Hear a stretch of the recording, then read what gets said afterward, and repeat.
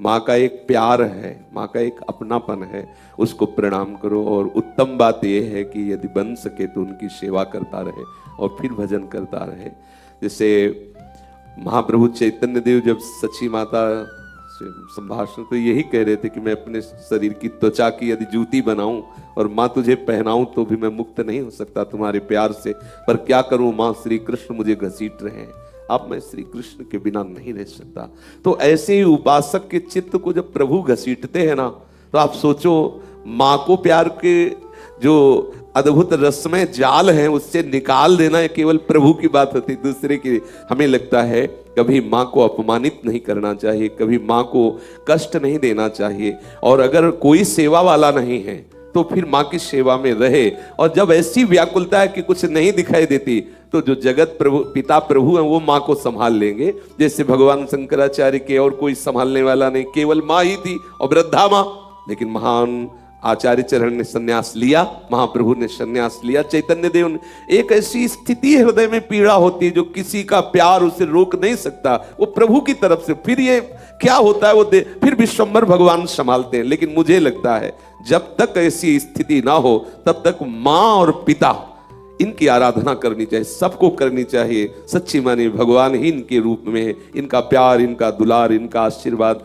एक दिन एक माँ के दर्शन हुए जो हाल में ही बच्चे को प्रकट करने वाली, उसकी दशा देख के लगा कि ये माँ को कष्ट होता है, झुकना नहीं हो सकता, चलना नहीं हो सकता, कैसे वो हमें 9 महीने गर्भ में रखा और मेरे लिए इतने बड़े पेट को फड़वाया, ऑपरेशन करवाया, या कितना भयंकर कष्ट सा मेरे लिए मलमूत्र धोए, क्या क्या किया।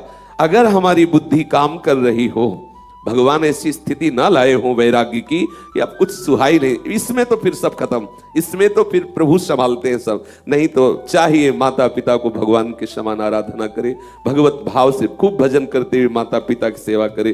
प्रणाम है माता पिता को जिन्होंने इस शरीर की सुरक्षा, व्यवस्था, पालन पोषण के लिए ही अपनी सारी वृत्ति लगा दी, सारी वृत्ति लगा दी। वो माता पिता पूजनीय है, वंदनीय है। भगवान भी जब अवतार लेते हैं तो प्रातः काल उठ के रघुनाथा, मात पिता गुरु ना वही माता। पंडित रामकृष्ण बाबा अपने ब्रज के रसिकों के मुकुटमणि हैं। जब उनकी माँ मिलने आई तो बाबा मिले और उपेक्षा कर दी, तो बाबा का भजन रुक गया। जीवन चरित्र में आता है बाबा को बुलवाना पड़ा माँ को और रखना पड़ा। अगर वृंदावन वास के लिए वो आई थी और बाबा ने उपेक्षा कर दी तो ऐसे परमहंस शिरोमणि महापुरुष का भजन रुक गया। माँ भगवत स्वरूप है। इसलिए मुझे लगता है जब तक सब कुछ भुला देने वाली स्थिति, वैराग्य की प्रबलता जब लगता है कि अगर रोक लिया गया तो प्राण निकल जाएंगे असली में, तब फिर वो भगवान संभालते हैं। फिर वो एक स्थिति है, इस स्थिति को जानने वाले सर्वज्ञ भगवान है, वो संभाल लेते हैं। लेकिन जब तक ऐसी स्थिति ना हो तो माता पिता का निरादर न करे, वो भी भगवान ही है, ऐसा मानकर उनकी आराधना करे। कहीं ऐसा ना हो कि हम अपने वैराग्य के नाटक में वो अवसर खो दे जो जीवन में मिलने वाला नहीं।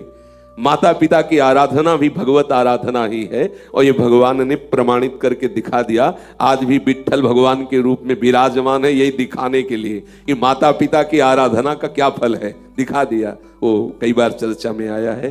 इसलिए हम प्रार्थना करेंगे कि माता पिता का आदर करें, उनकी आज्ञा पालन करें।